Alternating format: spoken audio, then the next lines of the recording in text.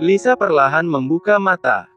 Pemandangan pertama yang tertangkap oleh netranya adalah atmosfer menegangkan yang Kinan beri di hadapannya. Pria itu tidak menatapnya, namun sorot dinginnya tertuju pada sosok di belakang Lisa yang masih menopang tubuh wanita itu. "Terima kasih," ucap Lisa lirih sembari menyeimbangkan tubuhnya kembali dan berdiri tegak. "Kamu baik-baik saja?" tanya pria itu dengan lembut. Lisa pun memindai pandangannya pada suara bariton yang baru menolongnya. "Deon." Lisa sedikit terkejut melihat Deon ada di tempat itu. Deon memberi senyuman kecil pada Lisa lalu berubah tajam ke arah Kinan yang masih bergeming di tempat. "Seperti inikah caramu memperlakukan wanita Tuan Kinan? Aku kira kamu hanya bermain hati saja dengan menjadikan dua wanita berjalan beriringan dalam hidupmu. Tapi rupanya kamu bermain kasar juga," ucap Deon. Dia melupakan panggilan formal seperti biasa. Rasanya enggan hormat pada orang yang sudah berlaku kasar pada wanita. "Ini bukan urusanmu," jawab Kinan dingin.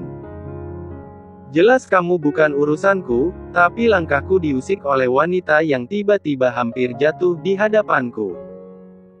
"Jadi urusanku ada pada Lisa." Deon beralih pada Lisa hingga mereka sejenak bersitatap, sementara rahang Kinan sudah mengetat. "Selesaikan saja urusan kalian, aku tidak peduli." Hardik Kinan kemudian berbalik hendak masuk, tapi ucapan Lisa berhasil menghentikan langkahnya. "Aku juga tidak akan peduli lagi urusanmu dengan Diana." Lisa berucap dengan segala kesakitan yang ada di hatinya saat ini.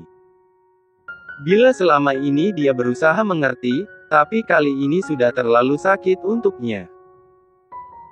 "Baguslah," jawab Kinan hanya menoleh sekilas lalu melanjutkan tujuannya masuk ke dalam kamar pasien dan menutupnya.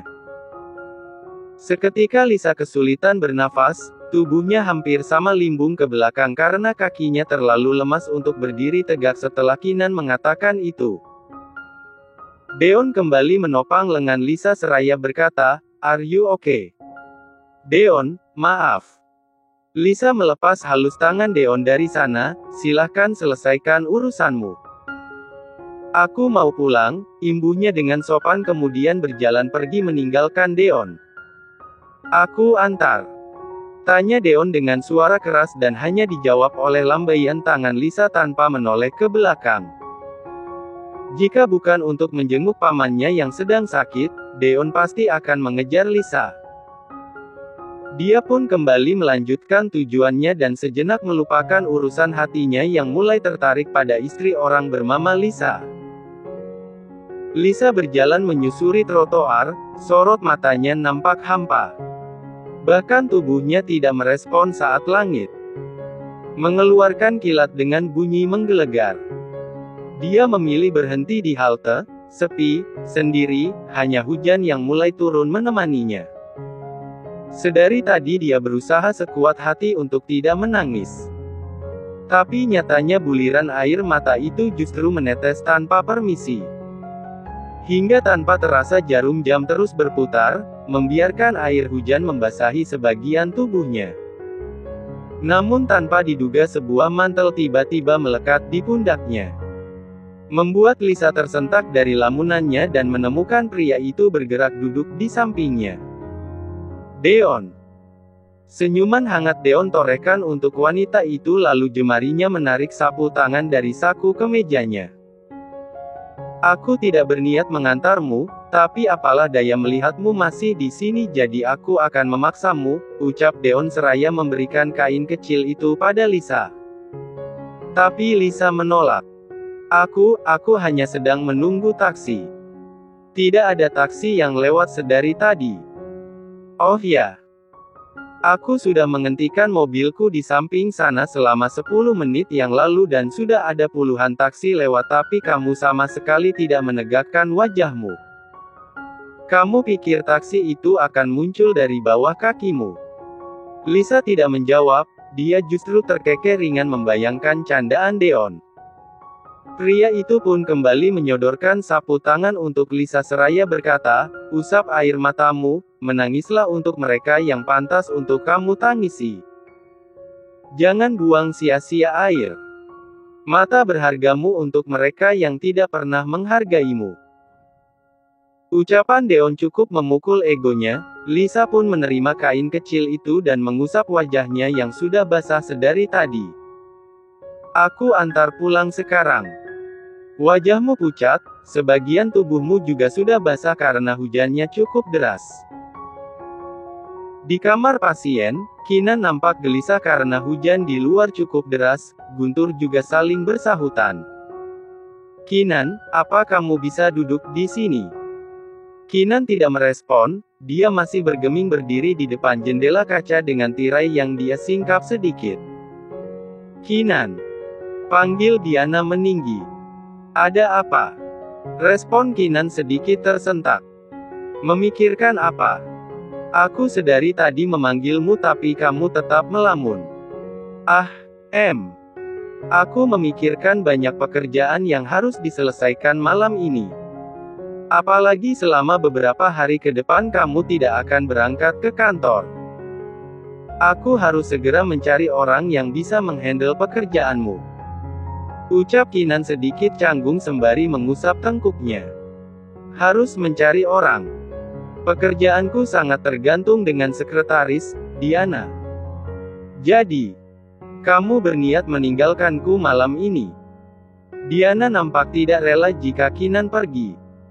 Rencana terbesarnya adalah bisa menahan Kinan bermalam dengannya. Setidaknya hal itu pasti akan membuat Lisa semakin sakit hati. "Ya, bagaimana lagi?" sahut Kinan mengedikkan bahunya, "besok siang aku akan mengunjungimu." Diana baru tersenyum lebar mendengar janji yang Kinan ucapkan. "Oke, tapi peluk aku sebentar." Dengan malas, Kinan duduk di sisi ranjang dan memeluk Diana hati-hati.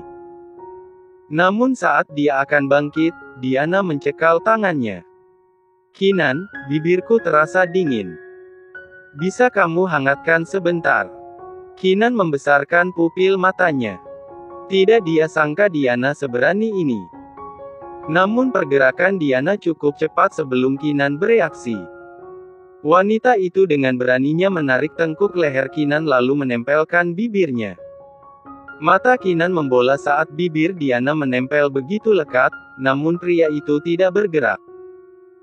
Imajinasinya justru tertuju pada bibir Lisa yang sudah dia cecap cukup lama di malam pesta. Membuatnya melepas perlahan dan berdiri tegak. Maaf, tenggorokanku sedang sakit takut menular." Kila Kinan mencubit jakunnya sendiri. Diana hanya mencebik. "Aku pergi dulu, pamit." Kinan tidak ingin berlama-lama lagi di tempat itu. "Hati-hati," ucap Diana. Kinan mengangguk. Dia lebih dulu meraih ponsel dan jasnya baru pergi meninggalkan Diana sendiri. Kinan mempercepat langkah kakinya menyusuri koridor. Dia berharap Lisa sudah pulang menggunakan taksi atau diantar Deon. Entahlah, yang pasti Kinan khawatir kalau Lisa sampai kehujanan. Dia teringat akan kondisi kandungan istrinya itu. "Sial. Kenapa aku khawatir pada bayi yang bukan darah dagingku?" gerutunya pada diri sendiri. Dia masuk begitu saja ke mobilnya yang terparkir tidak jauh dari pintu samping rumah sakit. "Pulang sekarang, Tuan?" tanya Pak Hendro supir yang sedikit terkejut melihat tuannya sudah duduk di bangku belakang. "Iya, tapi perlahan. Lisa tadi pulang sendiri," titah Kinan dengan resah. "Baik, Tuan." Sesuai perintah, supir membawa mobil perlahan keluar dari area rumah sakit. Tidak sulit menemukan wanita yang Kinan cari, karena Lisa berada tidak jauh dari lokasi gerbang rumah sakit. Berhenti. Kinan turun dari mobil membiarkan hujan menerpa tubuhnya lalu berjalan cepat menghampiri Lisa yang sedang digiring oleh Deon untuk masuk ke dalam mobil. Brak. Kinan menutup kembali pintu mobil yang Deon bukakan untuk Lisa. Membuat Lisa dan Deon terkejut. Pulang dengan cool, Kinan tanpa rasa bersalah sedikit pun, meraih pergelangan tangan Lisa dan hendak menarik tubuh itu, namun Deon segera menahan lengan Lisa. Kau yang berkata tidak peduli padanya dan membiarkannya pulang sendiri. Jadi tidak perlu repot-repot mengantarnya, ujar Deon dengan tenang sementara satu tangannya menggenggam payung untuk Lisa. Dia istriku. Aku yang memiliki hak atas dirinya. Sentak Kinan. Kinan kembali menarik tangan Lisa, tapi kali ini Lisa yang menahannya membuat Kinan menoleh pada wanita itu. Pulang denganku. Ucap Kinan dengan nada dingin penuh paksaan. Jangan, dia sudah menyakitimu, sahut Deon memberi netra penuh ejekan pada Kinan. Lisa belum menjawab namun sorot matanya menunjukkan emosi bercampur kecewa yang dia tujukan pada Kinan. Deon, maaf. Ketika aku dihadapkan oleh pilihan antara suamiku atau kau, jelas aku tidak mungkin memilihmu. Terima kasih sudah berniat mengantarku pulang. Sapu tangan ini akan kucuci lalu aku kembalikan padamu, tutur Lisa dengan senyum tipisnya dan melepas Deon dari lengannya. Deon pun hanya mengedikkan bahunya pasrah, sementara Kinan memberikan senyum smirk pada pria yang kini dia anggap rival. Kemudian dengan percaya dirinya Kinan memberi jalan pada Lisa untuk menuju mobilnya. Tapi justru Lisa tidak mengindahkan itu. Aku tidak meminta Deon mengantarku karena aku menghormatimu sebagai suamimu. Ucapan Lisa membuat Kinan menaikkan satu alisnya, menunggu apa lagi yang akan dikatakan istrinya itu. Tapi kamu juga tidak perlu repot-repot mengantarku. Jaga saja wanitamu itu, aku tidak peduli, ucap Lisa dengan dada sesak. Dia tidak memberi kesempatan Kinan untuk bicara karena Lisa bergegas pergi menerjang derasnya hujan. Lisa. Kinan bergerak untuk mengejarnya namun wanita itu sudah lebih dulu menghentikan taksi yang kebetulan lewat lalu masuk dan pergi meninggalkan dua pria di sana. Ah! Kinan mengusap wajahnya yang basah kuyup oleh guyuran hujan melihat taksi yang Lisa tumpangi semakin menjauh. Pagi hari Kinan sudah direpotkan oleh persiapan meeting, dia berangkat lebih awal dari biasanya. Namun ada yang berbeda dengan Lisa kali ini. Dia belum juga keluar dari kamarnya sejak semalam pulang dalam kondisi basah kuyup terkena air hujan. Hal itu tentu memancing Bibi Mia untuk memastikan keadaan majikannya itu. Tok tok tok. Non. Sarapannya sudah siap, Non. Seru Bibi Mia dari depan pintu sembari mengetuk. Namun tidak ada jawaban. Tentu membuat Bibi Mia bertambah khawatir. Dia pun kembali mengetuk dan berteriak berulang kali. Non, maaf Bibi masuk, ya. Asisten rumah tangga itu pun memberanikan diri membuka pintu kamar Lisa. Dilihatnya wanita itu masih tertidur di ranjang dengan selimut menutupi tubuh sampai batas dagu. Perlahan Bibi Mia mendekat, dilihatnya wajah Lisa nampak pucat lalu mendorongnya untuk menyentuh kening Lisa. Nona demam. Pekiknya dengan lirih. Bibi Mia pun bergegas menyiapkan kompres dan merawat Lisa dengan baik. Membiarkan alat kompres itu menempel di dahi Lisa yang masih tertidur. Sementara Bibi Emma turun menuju ke telepon rumah. Mencoba menghubungi tuannya untuk memberi kabar mengenai kondisi Lisa. Kinan melirik ke ponselnya yang dia letakkan di sebelah laptop. Dia silen namun kedipan layar membuat atensinya sejenak tertuju melihat Narna kontak masuk. Lalu untuk marketing produk terbaru, kita memerlukan aktor yang tepat sesuai dengan tema kali ini. Bagaimana kalau kita mengambil aktor yang belum begitu terangkat namun harismanya sudah terlihat? Itu bisa menjadi nilai plus untuk kita karena orang akan mengenalnya sebagai aktor yang naik daun dengan berawal menjadi model di produk kita ini, usul seorang karyawan.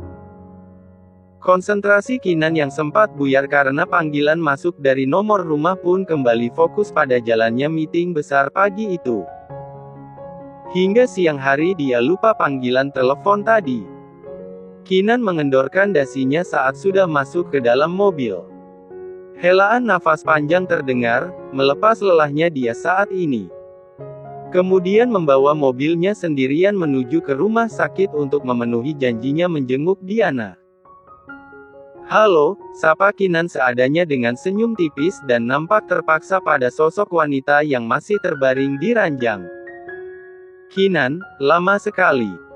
Aku sudah sangat merindukanmu," sahut Diana dengan nada manjanya. "Pekerjaanku sedang sangat banyak. Itu pun aku tidak bisa lama berada di sini. Hanya 30 menit cukup, kan?" Tentu perkataan itu membuat Diana memberengut kesal. "Semalam kamu tidak jadi menemaniku, dan siang ini hanya 30 menit. 2 jam ya? Tidak bisa, aku tidak mungkin menunda lagi pekerjaanku," ucap Kinan melepas jas dan dasinya lalu meletakkan di atas kursi samping ranjang. "Aku ke toilet dulu." Diana tidak menjawab, wajahnya nampak masam dan memilih memalingkan wajahnya berharap Kinan mengerti dan memutuskan untuk tinggal lebih lama. "Padahal tujuanku supaya Kinan iba karena aku sudah rela jatuh dari tangga. Tapi ternyata dia lebih mementingkan pekerjaannya. Kalau tidak kaya sudah aku tinggalkan," dengus Diana saat Kinan sudah berada di dalam toilet. Saat bersamaan bunyi ponsel Kinan menarik atensi Diana. Awalnya dia tidak tertarik, namun bunyi untuk kedua kalinya membuat Diana lancang meraih benda pipi itu di dalam jas Kinan yang berada di atas kursi di dekatnya. "My home." Eja Diana membaca nama kontak yang tertera. Dia pun menarik jemarinya untuk menekan ikon hijau. "Halo, Tuan. Maaf mengganggu, ada hal penting yang harus Bibi sampaikan," ucap seorang wanita di balik telepon.